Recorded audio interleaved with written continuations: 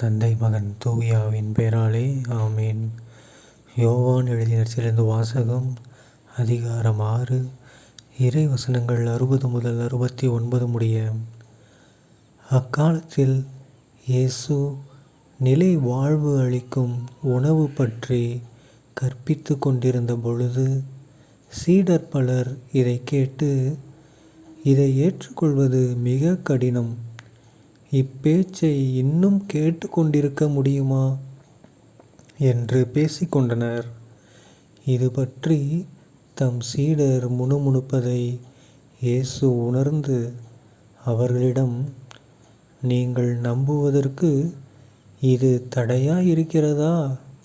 அப்படியானால் மானிட மகன் தாம் முன்பு இருந்த இடத்திற்கு ஏறிச் செல்வதை நீங்கள் கண்டால் அது உங்களுக்கு எப்படி இருக்கும்? வாழ்வு தருவது தூய ஆவியே. ஊனியல்பு ஒன்றுக்கும் உதவாது. நான் கூறிய வார்த்தைகள் வாழ்வு தரும் ஆவியை கொடுக்கின்றன. அப்படியிருந்தும் உங்களுள் சிலர் என்னை நம்பவில்லை என்றார். நம்பாதோர் யார் யார் என்பதும், தம்மை காட்டிக் கொடுக்க இருப்பவன் யார் என்பதும் இயேசுவுக்கு தொடக்கத்திலிருந்தே தெரிந்திருந்தது. மேலும் அவர், இதன் காரணமாகத்தான் என் தந்தை அருள் கூர்ந்தால் அன்றி யாரும் என்னிடம் வர இயலாது என்று உங்களுக்கு கூறினேன் என்றார். அன்றே இயேசுவின் சீடருள் பலர் அவரை விட்டு விலகினர். அன்று முதல் அவர்கள் அவரோடு சேர்ந்து செல்லவில்லை. இயேசு 12 சீடரிடம், நீங்களும் போய்விட நினைக்கிறீர்களா என்று கேட்டார். சீமோன் பேதுரு மறுமொழியாக, ஆண்டவரே, நாங்கள் யாரிடம் போவோம்? நிலை வாழ்வு அளிக்கும் வார்த்தைகள் உம்மிடம்தானே உள்ளன. நீரே கடவுளுக்கு அர்ப்பணமானவர் என்பதை நாங்கள் அறிந்து கொண்டோம், அதை நம்புகிறோம் என்றார். ஆண்டவரின் அருள்வாக்கு. கிறிஸ்துவே உமக்கு புகழ்.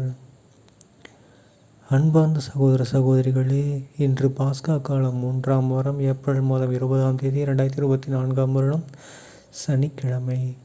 இன்றைய நற்செய்தியில் பாருங்கள், நமக்கு முக்கியமான விஷயங்கள் 3 வந்திருக்கு.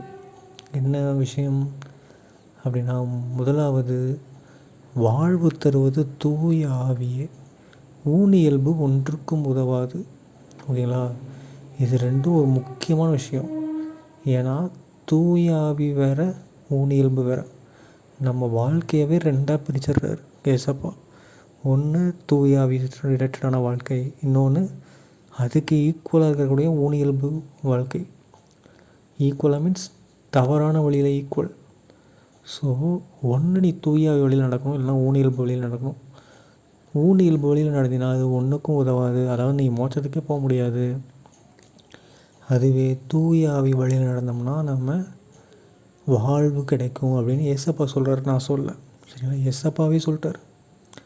இரண்டாவது, யார் தன்னை காட்டி கொடுக்க போகிறாங்கன்னு தெரிஞ்சிருந்தோம் ஏசப்பா என்ன பண்ணார்? அதை வெளிக்காட்டிக்கல. அவர் முக்கியமான விஷயம் சொல்கிறாரு, கடவுள் யார் அன்பு கூறுறாரோ அவங்க மட்டும்தான் என் கூட வர முடியும், வேறு யாரும் வர முடியாதுன்னு சொன்னோன்னே நிறையா பேர் விலகி போகிறாங்க. ஓகேங்களா? மூன்றாவது, அதே மாதிரி தான் நம்ம ஏசப்பாவை நோக்கி போகிறோம்னா நம்மளை கடவுள் அன்பு செய்கிறாருன்னு அர்த்தம். ஒருவேளை ஏசப்பாவை விட்டு நம்ம விலகி போகிறோம் அப்படின்னா என்னென்னு உங்களுக்கே தெரியும். ஓகேங்களா? ஏன்னா கடவுள் நம்மளை அன்பு செஞ்சால் தான் நாம் ஏசப்பாவை நோக்கி போவோம். ஒருவேளை கடவுள் நம்மளை அன்பு செய்யலைன்னா நம்மளால் ஏசப்பாவை நெருங்கக்கூட முடியாது. ஓகேங்களா? ஸோ இதுலேருந்தே உங்களுக்கு தெரிஞ்சிருக்கும் உங்களுக்கு கடவுள் அன்பு செய்கிறாரா இல்லையான்னு. ஓகேங்களா?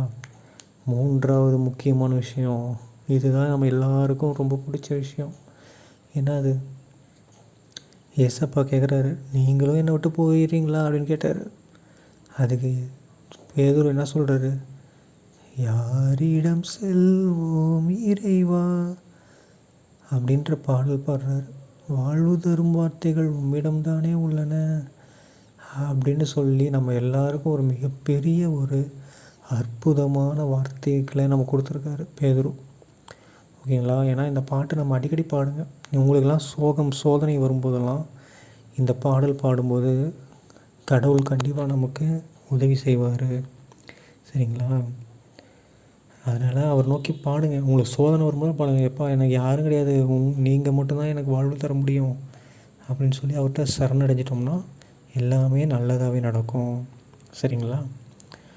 தந்தை மகன் தூய ஆவியின் பெயராலே ஆமீன். இயேசுவுக்கே புகழ், இயேசுவுக்கே நன்றி, மரியே வாழ்க, இயேசுவின் ரத்தம் ஜெயம், ஹல்லேலூயா, பிரைஸ் தி லார்ட்.